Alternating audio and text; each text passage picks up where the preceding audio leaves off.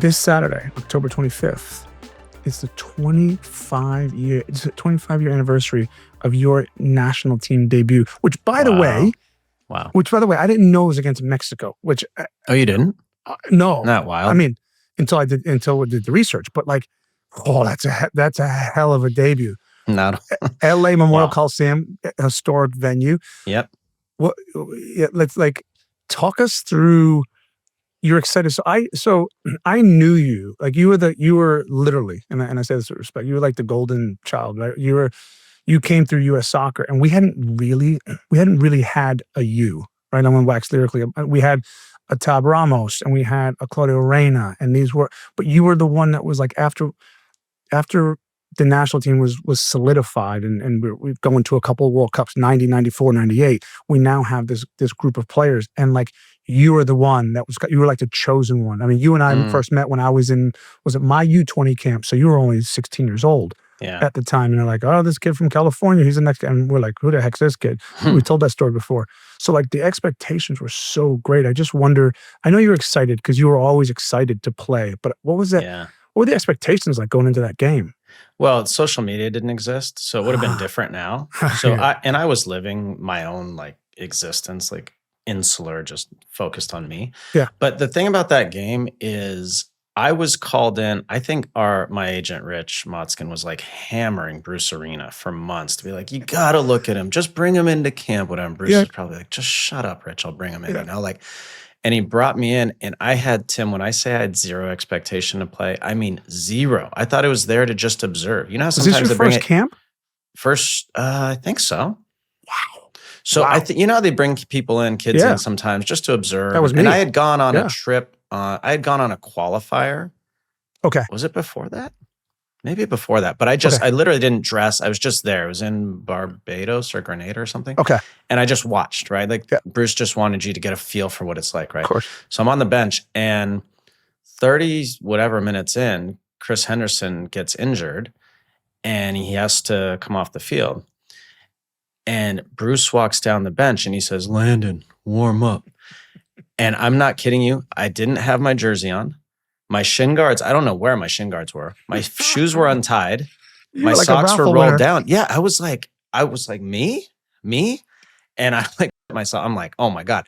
But in retrospect, it was the best thing because I had no time to think about it. That's no amazing. Time to play, whatever. And next thing you know, I'm in the game, and that was it. We win 2-0, and everything changed. You had an assist. Yeah, scored a goal and had an assist, yeah. Yeah. Wow. It was insane. That's it happened incredible. So fast. Wow, that's amazing. So I mean, like that's the stardom people forget. Like you were expected to do it, and then you delivered in that moment, and from there you were. Did you part have of the team going earn more, or you were just playing? Well, I mean, you score an assist against Mexico in your first game, right? You're going to go into the next camp, right? So then it was like I still had. I think I probably started I think the next game was against China, maybe a friendly. And so I think I started and whatever, but that just started. And people forget this, like in life, it's not just sports, but opportunities come and you got to take it. And if you're playing in like a high profile or you're in a high profile profession or whatever, and you get that chance, someone retires and now you get promoted to be the CFO or whatever, like you got to be ready to take it. And that's right. I wasn't ready. I didn't have my shin guards on, but mentally, like that's what I was preparing for forever. So for sure, it was awesome. For sure. That's amazing. All right. So incredible story. I'm just trying to think like starting 11 that day. Do you have any recollection? We talked about Clint and Wolfie and yourself. I'm assuming that's 3. they started. Yeah. Hendo. Okay. Came out. 4. Yeah. I remember Richie Williams was in that camp, but I don't know if he started. Andrew, I'm sure will keep us honest here. I don't know if Richie started. Who's in goal? You must remember who's in goal.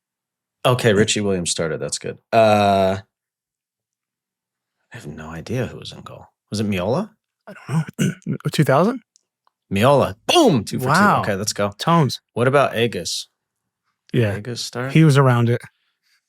Say Agus, Yamosa, maybe Eddie Pope. What do you think? Yeah, I mean, Yamosa was good. Pope, yes, for Yamosa, too. Yes. I'm crushing this, by the way. You are I crushing no it. idea. Okay, no idea. I remember this team. What about Frankie Haydock? Frankie. That's a good shout. It's not a terrible shout. No Eddie Pope. No. Okay, you got any? What about in the midfield? Did Claudio Richie Williams started. Claudio must not have been there. He's probably in Europe. It was probably all MLS guys, right? Ish. No 2000. Tony had a great year that year. All right, Andrew, give us the rest because this is going to take me forever. Yeah. Actually, we have most of them now, though. I wonder who the outside backs were. Maybe Eddie. Oh, Vanny. I was going to say Vanny. Vanny. So Vanny was left back. Tony sent. Oh, Albright right back. Chris Albright. Shout out to Albright. I love it. Harry Savagnin. So this was like an MLS group. What? By the way, guess how many of these guys are coaches now? Kleiner. This is crazy. Kleiner. Chris Klein. That was probably the last one then, right? Yeah.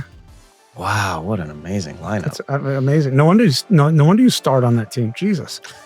That's so bad. I joke to all my friends.